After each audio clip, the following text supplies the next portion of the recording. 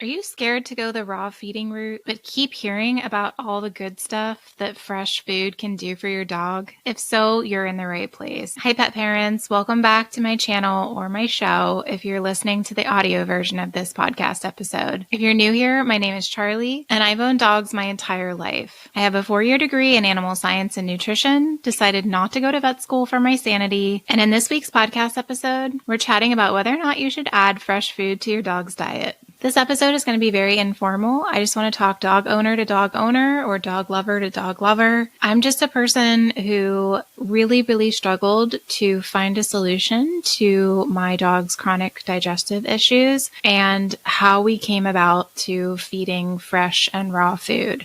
I am not at all saying that you have to do this. If this isn't something that you feel comfortable with, it's totally fine. But we did it out of necessity when we got our first Bernese Mountain Dog back in 2013. And he had chronic diarrhea, straight diarrhea for 6 months. We literally tried everything. We did constant stool sampling with the vet, usually on a weekly basis. We were deworming according to the vet's recommendations. We tried pre and probiotics. We did the expensive prescription foods. We did the limited ingredient dog foods, both dry and wet. We did allergy panels. We had him to a specialist in Philadelphia where they did an intestinal biopsy. Everything came back normal. And unless he was on antibiotics and on a bland diet, what they call a bland diet, as far as, some ground beef, some ground chicken, rice, pumpkin, maybe a little bit of yogurt. But as soon as he would come off of that round of antibiotics and as soon as he would come off of that diet, the diarrhea was right back in full force again. It didn't matter what we did. It wasn't until our dog trainer at the time suggested that we try raw and or fresh foods with him. We switched him cold turkey, which is not recommended, but we had nothing else to lose. And so we decided just to try it because then we thought we would know one way or the other whether or not this is actually going to work or not. So we switched him cold turkey, and within 24 hours, everything cleared up. No exaggeration, everything. He came off all the antibiotics. He didn't have to have pre and probiotics, no more trips to the vet on a weekly basis, and we never had an issue with diarrhea again. So I start with that story because I just want to give you some context on why we arrived at feeding our dogs this way for over a decade. Let's dive into the benefits of feeding fresh foods. If you're not quite ready to make the jump to raw,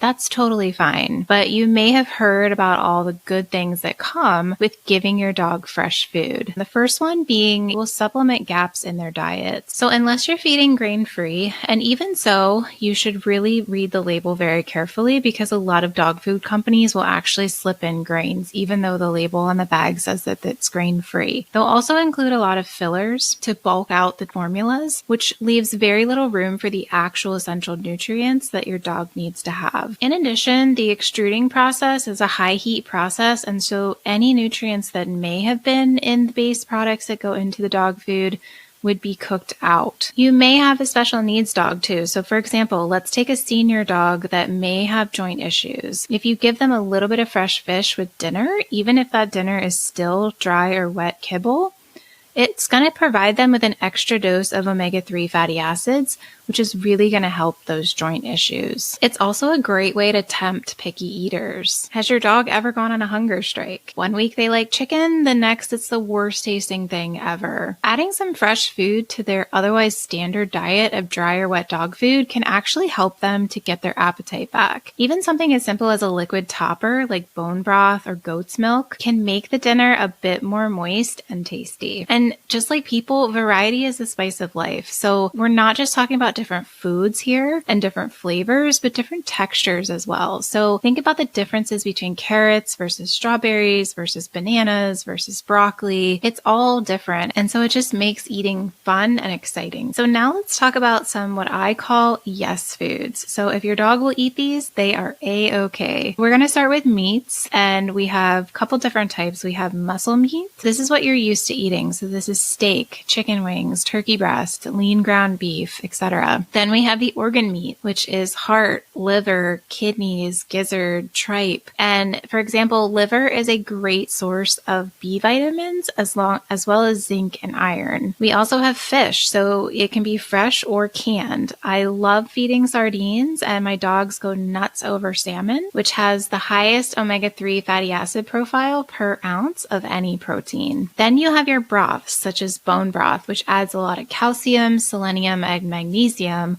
along with giving food great flavor and moisture. Then we've got our veggies. So these can be leafy greens, such as spinach, kale, arugula, turnip, and collard greens, which are high in camphorol, which is thought to improve cognitive function and reduce the risk of some cancers. Next, we have cruciferous vegetables like broccoli, cauliflower, cabbage, Brussels sprouts, which are high in antioxidants that are critical in reducing cell mutations that can lead to cancer. Then we've got pumpkin, sweet potato, which is high in fiber and low in fat for healthy digestion, and even mushrooms, which are high in what's called beta-glucans, which support the immune system. And then some of my dog's favorites, which are fruits that are easy to digest and are most easily fed raw. So these are a bunch of berries, blueberries, strawberries, blackberries, raspberries, cranberries. These are all considered superfoods that are high in antioxidants and vitamins. You can feed apples, watermelon, grapefruit, mango, and papaya, which again is high in the antioxidant lycopene. Then we have dairy. So some dairy products are high in fat, which can lead to certain digestive issues, just like they do in people, but some are really great for being a natural source of probiotics. A couple examples would be plain yogurt, and you can use Greek or regular, plain kefir, and goat milk. A good rule of thumb to follow is to always make sure that the fresh food you give your dog is unseasoned. Let's talk about some tips for making fresh feeding easy, because I want this to be fun. I want this to be something that is simple, straightforward. It doesn't have to be complicated. There's a lot of information out there, but all you really need to do is keep it simple. Start small. It doesn't have to be all or nothing with feeding fresh foods. Always check with your vet or a canine nutritionist on your dog's specific needs, but a good estimate is that approximately 15% or less of their total daily calories should come from new foods, while the remaining 85% should come from their quote-unquote normal diet that they're already eating. So this would be their dry or wet kibble. And don't get discouraged if you miss days either. Adding fresh food in sporadically also keeps the dog interested in their meals. So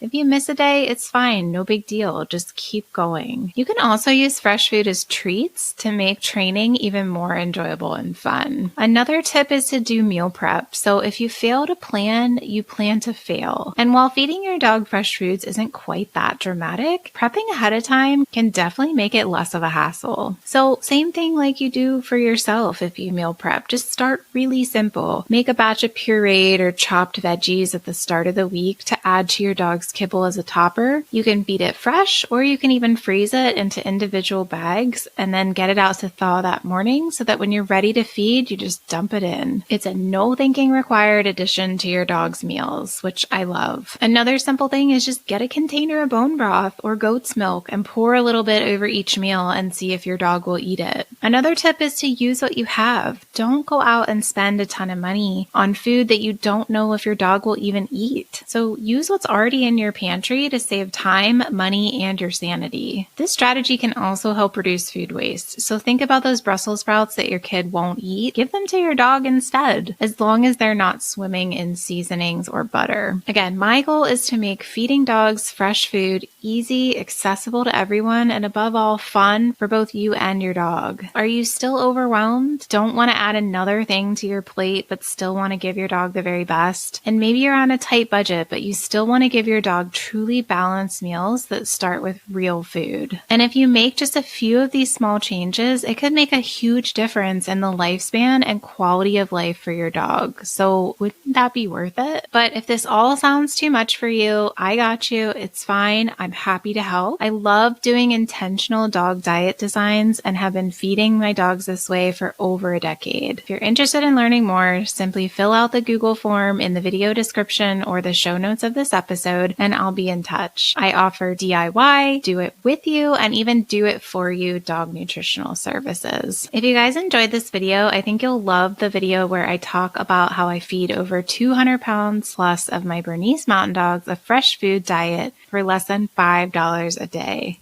So you can check that video out right over here. And don't forget, dogs are the best.